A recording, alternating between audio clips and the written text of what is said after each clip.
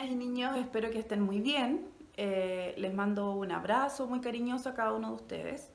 Les pido que se cuiden mucho. Yo estoy acá, al igual que todos ustedes, encerrada en mi casa, con mi familia, con mi marido, con mis hijos, así que muy bien. ¿Ya? Chicos, en vista de las consejos que me dieron ustedes en la encuesta que yo les pedí que respondieran, les voy a volver a presentar los contenidos del semestre pasado, específicamente los que es contexto de las vanguardias artísticas y sobre todo vamos a focalizar en impresionismo. Ya, como yo no tengo proyector, obviamente aquí en mi casa, se me ocurrió una idea como para poder presentárselos de manera un poquito más dinámica, así que se los voy a presentar ahora y espero que sea una buena estrategia para que ustedes puedan aprender más y mejor.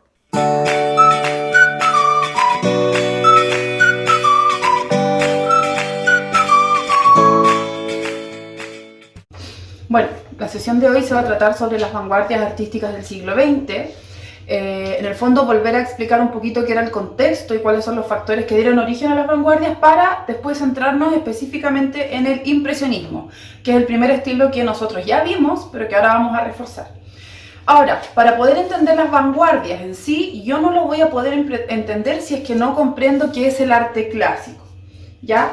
El arte clásico, vamos a nombrar arte clásico a todos esos estilos que estuvieron previos al surgimiento de las vanguardias. Estilo como por ejemplo el Renacimiento, que fue un estilo que duró 300 años, fíjense, desde 1300 aproximadamente hasta 1600. El Barroco, que va desde 1600 hasta 1750. El Romanticismo, que va desde 1770 hasta 1870 aproximadamente, fíjense, 100 años. Y el Realismo, desde 1848 hasta 1880.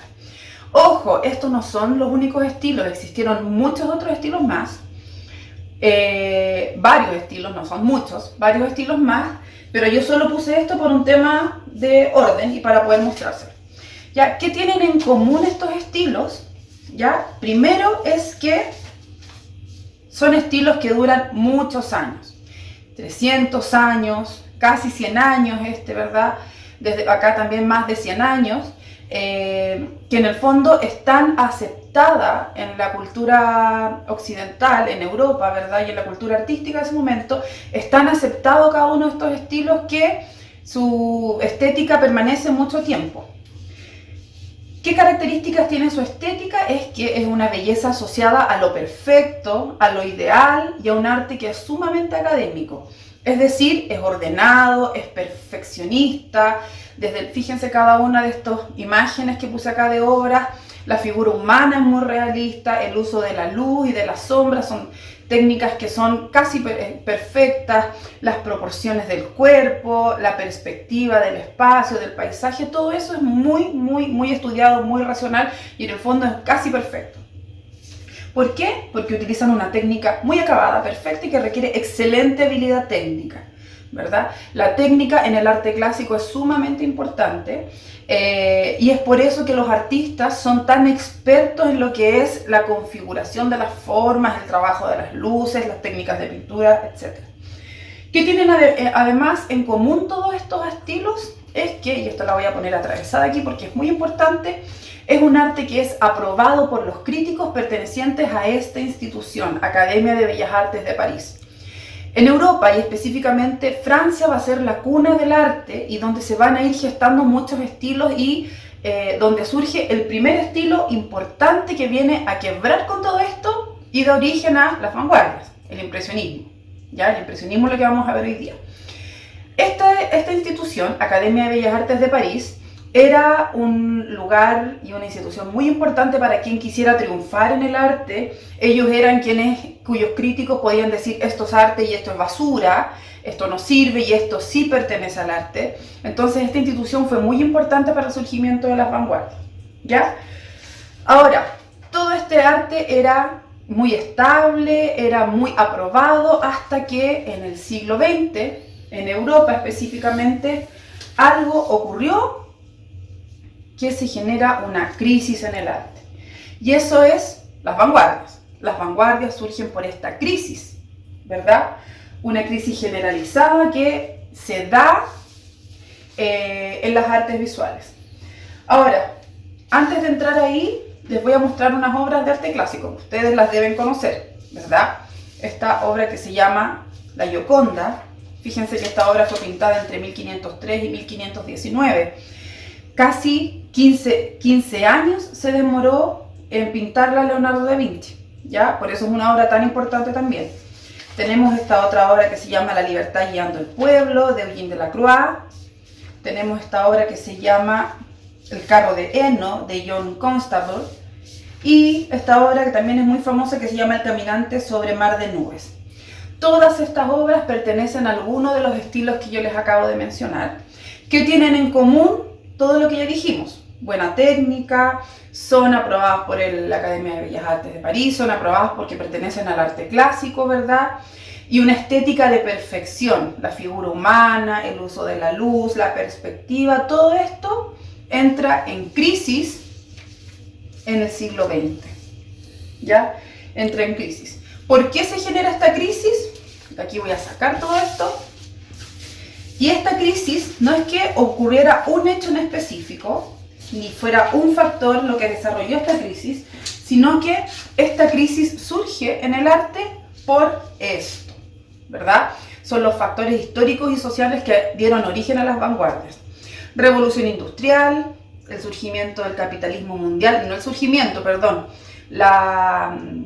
el acrecentamiento de este estilo, de este modelo económico a nivel mundial, el imperialismo, la Belle Époque, luego la Primera Guerra Mundial y la Segunda Guerra Mundial. Ojo, todos estos no ocurren en un mismo momento. Hay cosas que ocurren incluso, no sé, 100 años antes, ¿verdad? Pero todos estos factores fueron generando una crisis a nivel existencial en el ser humano. El ser humano entra en una crisis moral, una crisis ética, una crisis existencial que hace que los artistas dijeran, oye, todo esto, todo el arte clásico ya no tiene sentido, ese arte entró en colapso, no tiene sentido, es un arte que es absurdo, por lo tanto, esta crisis del ser humano genera, y este dibujito es el que yo siempre pongo en clase y ustedes se acuerdan, el surgimiento del arte moderno, ¿ya? Antes de leer esto, chicos, estos factores los vamos a volver a ver, pero cuando nos veamos en persona, en clases presenciales. ¿Por qué? Porque es difícil entenderlo de esta manera tan impersonal, ¿verdad? Entonces lo vamos a volver a ver, pero yo se los voy a explicar cuando los pueda ver y ustedes me puedan preguntar y yo los pueda retroalimentar directamente, ¿ya? Sigamos desde acá. El ser humano entra en crisis producto de estos factores históricos y se dan cuenta que no tiene ni un sentido estar pintando imágenes religiosas, imágenes políticas, seres idealizados, ¿verdad? Y surge el arte moderno, que vamos a denominar como arte moderno. Es el arte que surge a finales del siglo XIX y comienzos del siglo XX y se caracteriza por esto que está en rojito. Se cuestionan todos los conceptos tradicionales de belleza. Es decir, se cuestiona todo lo que decía la Academia de Bellas Artes de París, ¿ya? Voy a sacar esto y acá. ¿Qué características tenía el arte moderno? Primero, que esta es una de las más importantes, redefine la idea de belleza del arte clásico. La belleza académica, perfecta, idealizada, con una técnica perfecta, ¿verdad? Todo eso para ellos ya no tiene ni una importancia.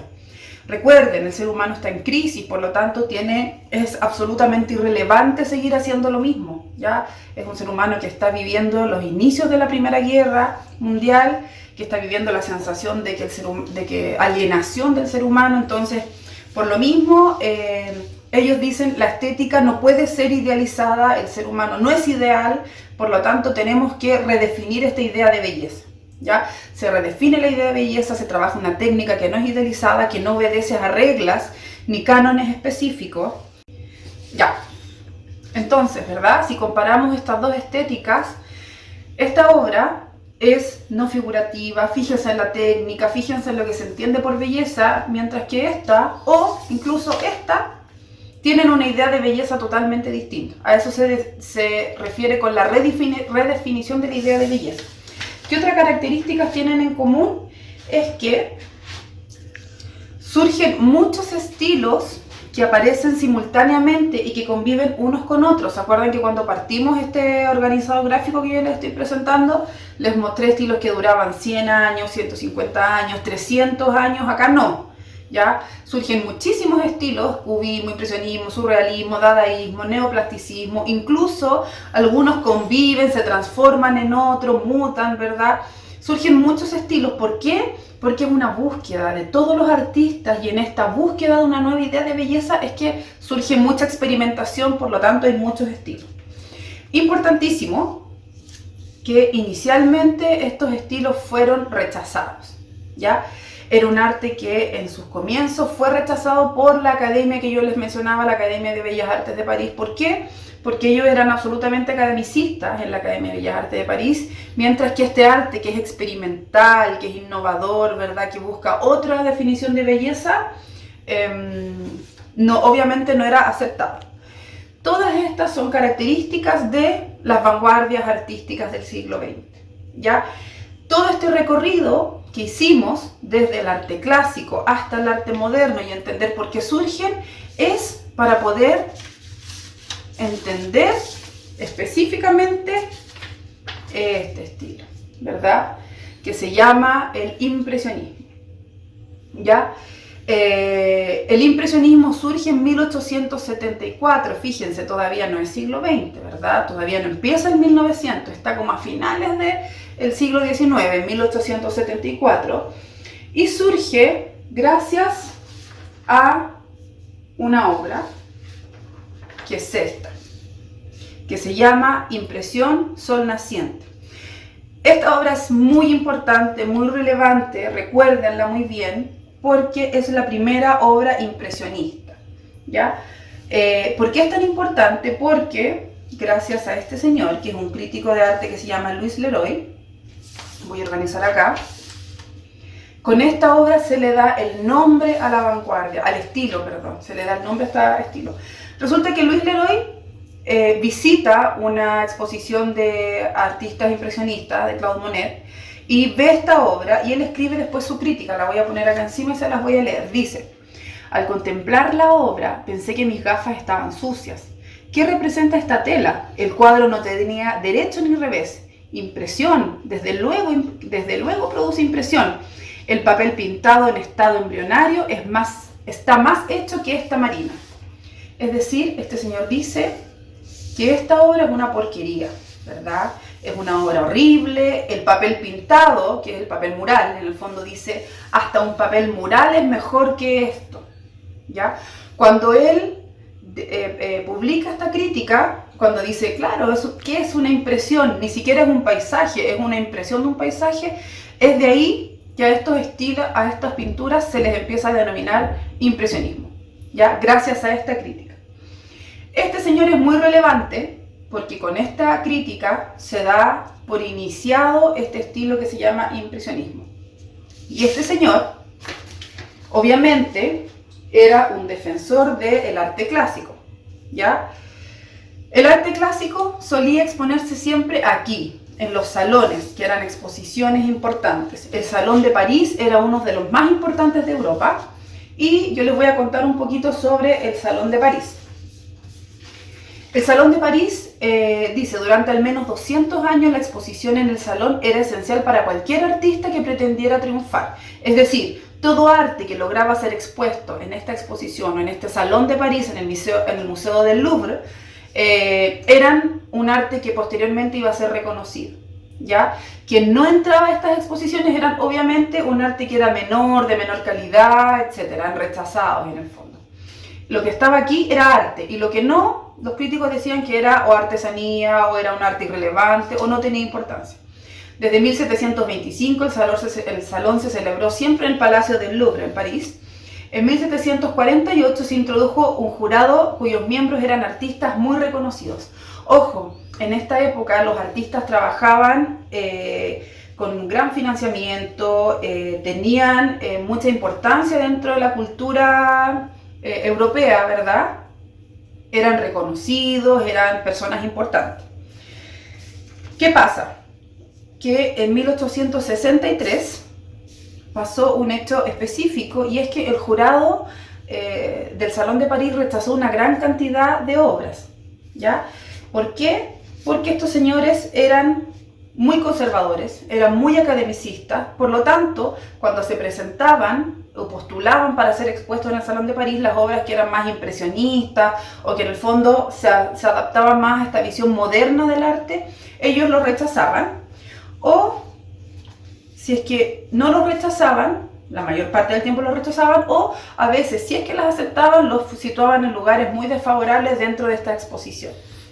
Pasó entonces que en 1863 los artistas reclaman, protestan, porque se habían rechazado gran cantidad de obras, y en ese momento se decide hacer algo para que estos señores dejaran en el fondo de molestar y de criticar y de cuestionar. Dijeron, ok, vamos a hacer un nuevo salón, pero este salón van a ser distintos al Salón de París. Va a ser el Salón de los Rechazados, donde expondrían todos aquellos que en el Salón de París habían sido rechazados. Imagínense qué terrible exponer en el Salón de los Rechazados. Solo el nombre es un nombre bastante como de menosprecio, ¿verdad? Sin embargo, es acá donde se inicia, se da el pie para el surgimiento de lo que posteriormente va a ser todo el arte moderno, ¿ya? En el Salón de los Rechazados hay una ruptura frontal con las líneas estéticas que regían hasta ese momento, con las normas y los movimientos del arte clásico. En el Salón de los Rechazados empiezan a exponer todos aquellos que se alineaban más con una visión moderna del arte, ¿ya? Es acá donde surgen las vanguardias también, ¿ya? Los impresionistas celebraron sus propias exposiciones, es decir, ellos incluso ya se olvidaron de estos dos salones y empezaron a exponer paralelamente en 1874, 76, 77, 79, 80 hasta el 86, ¿ya? Acá yo les pongo una imagen de la exposición del Salón de los Rechazados, ¿verdad? ¿Quiénes expusieron ahí? Artistas que después iban a ser sumamente famosos, como por ejemplo Manet, Whistler, Courbet, Cézanne, Camille Pissarro, ¿verdad? Estos son algunos de ellos, ¿ya? Pero en el fondo, gracias a estos señores, se empieza a generar una estética paralela al Salón de París, un arte que es mucho más moderno. Ojo con este señor, ¿ya? Este señor que se llama Manet, con A, no con O, porque hay otro muy importante. Quien pintó esta obra es Monet, él es Manet. Manet nunca fue impresionista en sí, era más realista, ¿ya?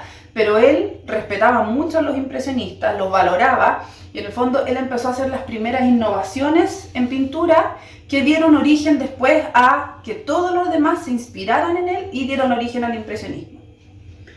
¿Qué tienen los impresionistas en común? Todos.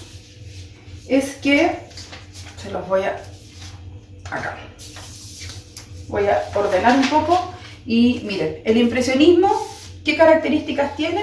Primero, y la característica más importante, es que están en total desacuerdo con los temas clásicos y con las fórmulas artísticas que son preconizadas o defendidas por la Academia de Bellas Artes. Lo que les decía, en un contexto de crisis del ser humano, ellos no van a seguir pintando imágenes religiosas, no van a seguir pintando vírgenes, historias del arte de Grecia clásica, ¿verdad? Ni temas históricos. Ellos deciden tienen una visión más espontánea de la vida. Su objetivo era conseguir una representación del mundo espontáneo, directo, ¿ya?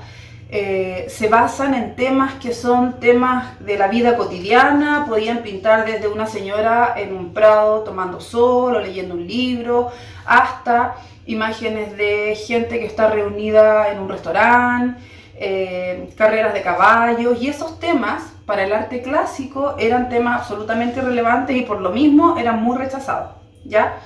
Como estos señores quieren representar la vida en sí, la vida misma, espontánea y directa, decían que la mejor manera de captar esta vida espontánea y directa era estudiando el uso de la luz, ¿ya? Se preocupaban mucho más por captar la luz sobre un objeto que porque este objeto quedara representado en sí mismo. Ejemplo, voy a poner este ejemplo. Miren, esta obra de Monet también nos muestra principalmente efectos de luz, de un atardecer muy rojo, ¿verdad? Pero a él no le interesa representar de manera exacta, con detalles, esta especie de isla con ese edificio, ¿verdad? Él simplemente hace un manchón, hace una raya, una línea, ¿verdad?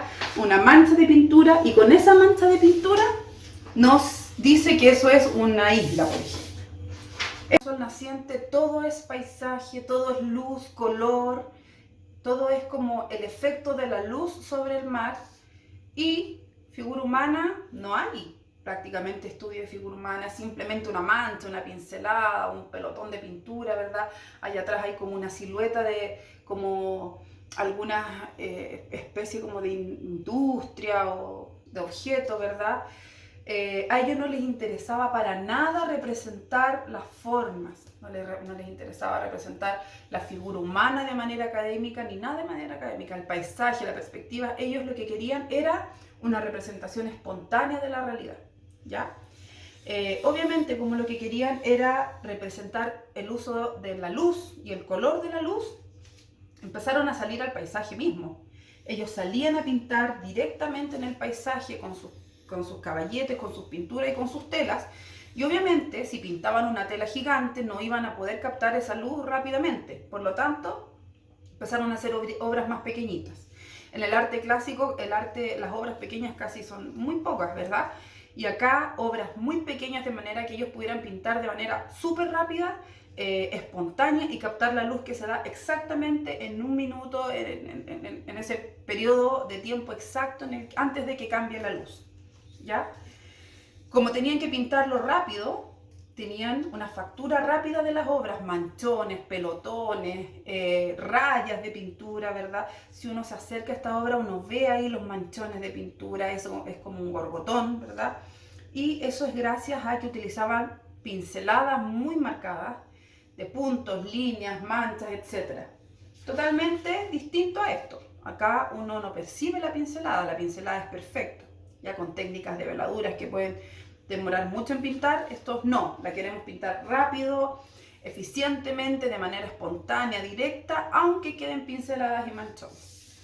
Artistas como Manet, Monet, Renoir, Degas y Pissarro son los artistas más importantes del impresionismo, ¿ya? Cada uno de ellos pinta temas que son como en general propios del impresionismo. Tienen técnicas distintas, algunos enfatizan en unas cosas y otros en otras, ¿verdad? Esta obra, que se llama Almuerzo en la hierba, que es de Manet, de este señor, es muy importante. ¿Por qué? Les voy a contar un poquito de historia. Manet era un señor que ya había expuesto en el Salón de París varias veces antes. Entonces, cuando a él lo rechazan, al parecer, no estoy tan segura, chicos, aquí tengo que buscar la información, creo que fue por esta obra que lo rechazaron, no estoy tan segura, ¿ya? Cuando lo rechazan a él, este señor el hecho de haber sido arte rechazado, empieza a acercarse un poco más a los impresionistas, pero él era un artista que no se consideraba impresionista, él siempre se consideró como más realista. Esta obra es muy importante, ustedes las tienen que haber visto en alguna parte por ahí, se llama Almuerzo en la hierba. ¿Por qué es tan importante? Porque es súper controversial y es una característica del arte moderno, ¿ya? Principalmente por el tema. El tema es un almuerzo en la hierba, un almuerzo, una gente que está almorzando, pero fue una obra que fue muy erótica, muy escandalosa por el erotismo que representa. Los críticos decían, ¿cómo es posible que nos sugiera un almuerzo en la hierba con dos hombres que están sentados como si nada, cuando hay una mujer desnuda que está ahí, ni siquiera está mirando al espectador? Ojo, que esa señora está mirando a quien está mirando la obra. O sea, hay evidencia de que se sacaron la ropa, de que hay ropa tirada, no hay orden, hay símbolos de haber comido, la comida es como simbólica del placer, ¿verdad? Todo esto, un tema tan escandaloso, que Manet lo aborde con esta naturalidad y como casi sin vergüenzura, fue muy escandaloso para la época, y eso hace que él empezara a ser un artista más rechazado, ¿ya? También esta señora que está atrás es una figura humana que si uno la analiza desde el punto de vista de la perspectiva, no corresponde, porque si está más atrás debiera estar en un tamaño más pequeño, ¿verdad? Es una señora que está lavando su ropa o está lavando, ¿verdad? No sé.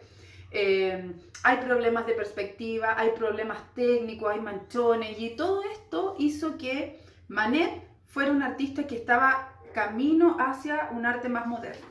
Esta obra, que se llama La fuga de Roquefort, también es una obra de Manet.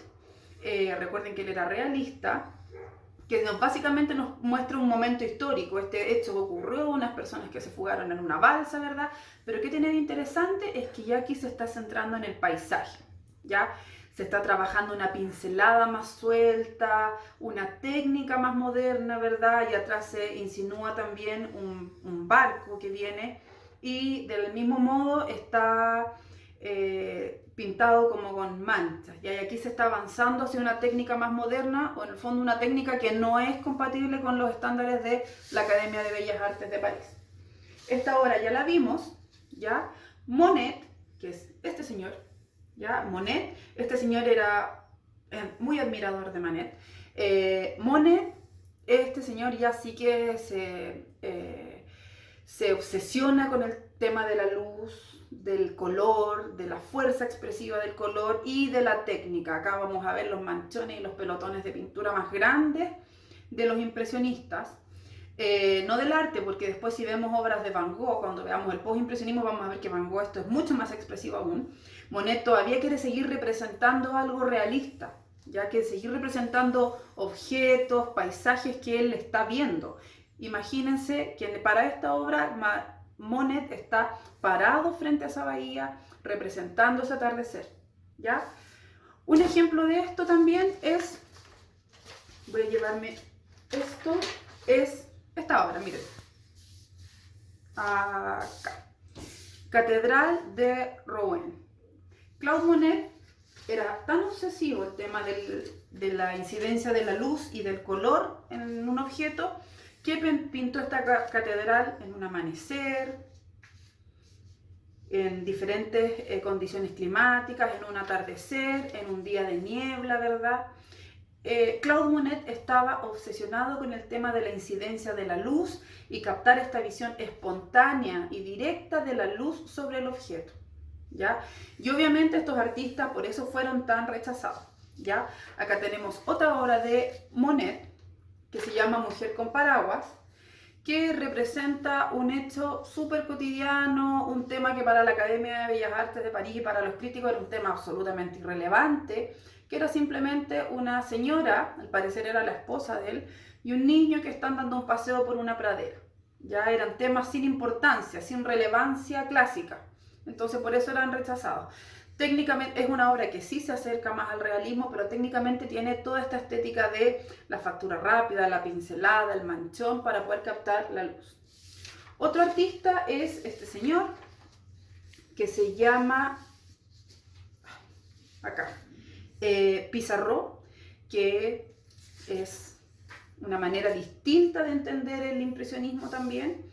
Empieza a geometrizar las figuras un poco, a trabajar el color mucho más espontáneo. Incluso, fíjense, esos rojos como que uno no los ve en la naturaleza. Son colores como sacados directamente del envase de pintura sin haberlos trabajado como desde el punto de vista de la luz y la sombra o de la configuración del color, sino que son colores mucho más espontáneos, ¿ya? Como con más fuerza. Y esta última obra que vamos a ver, que es de Renoir, se llama El almuerzo de los remeros. Con esta vamos a terminar. Técnicamente es mucho más acabada, ¿verdad? Hay mayor trabajo de figura humana, hay técnica de dibujo más específica, ¿verdad? O sea, más acabada, más detallada, pero sí se trabajan las manchas, miren ahí, las manchas. ¿Qué tiene de impresionista? Muchas cosas. Primero, el tema. El tema es un tema de la vida cotidiana, es simplemente un almuerzo de personas en una especie de restaurante, ¿verdad? Y nos muestra como un juego de miradas. Esta es la parte como más entretenida de esta obra y como más, que más llama la atención, ¿ya? Muestra distintas personas y como el enigma que hay es, por ejemplo, esta señora que está jugando con un perrito, ¿verdad? Y esta señora está siendo mirada por este señor o admirada por este señor. En el centro de la mesa también nos muestra un bodegón. Los bodegones son un tema muy clásico, que se pintaba mucho en el arte clásico en sí, ¿ya? Y sobre todo mucho también en el impresionismo. Está siendo admirada por este señor, pero ella lo está ignorando porque ella está centrada en su mascota, ¿verdad? Fíjense el juego de la mirada de esa señorita que lo está mirando a él, ¿verdad? Mientras este señor que la mira a ella y ese señor que la admira a ella también. Tenemos por otra parte otras cosas que está ocurriendo acá, una discusión, una conversación, ¿verdad? Él está mirando para allá y este señor está atento de lo que está ocurriendo ahí. Y finalmente Renoir nos pone a una señora que está bebiendo tranquilamente y está mirando al espectador, es decir, está mirando fuera de la obra. ¿Ya? Esta obra, lo principal que es impresionista, lo que tiene de impresionista es la temática, la técnica, el uso de la luz, ¿verdad? Obviamente es una obra que no se hace en poco tiempo, sino que tiene mayor estudio, ¿ya? Y eso muestra que no todos los artistas pintaban de la misma manera. Monet salía al paisaje, pintaba rápidamente, Renoir hacía más trabajo de taller, más estudio, ¿verdad? Degas era el quien se especializaba en bailarinas, ¿verdad? Este señor también hacía harto paisaje. Eso, chicos, esas son las características del impresionismo. ¿Ya? La actividad que ustedes van a hacer se las voy a explicar a continuación.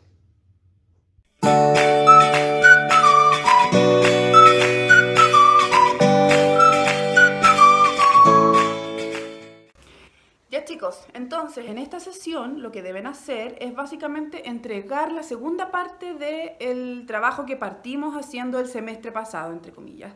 La última entrega ustedes me dieron solo los bocetos de unas obras que debía ser lo más similar posible al estilo impresionista. Entonces en esta sesión, en vista de los contenidos que yo les acabo de presentar, ustedes van a tratar de aplicar las técnicas de pintura o las técnicas impresionistas. Ya les recomiendo que apliquen técnicas de pintura si tienen témpera, con manchas, con pinceladas, y si tienen solo lápices de colores, hagan manchitas y puntitos de colores. ¿Ya? Hoy día es solo la entrega, así que luego de haber presentado los contenidos, les pido que me escriban si tienen alguna duda, algún comentario, y me hacen la entrega por Google Classroom. Ya cualquier cosa ustedes me escriben, yo voy a estar lo más atenta posible. Cariños.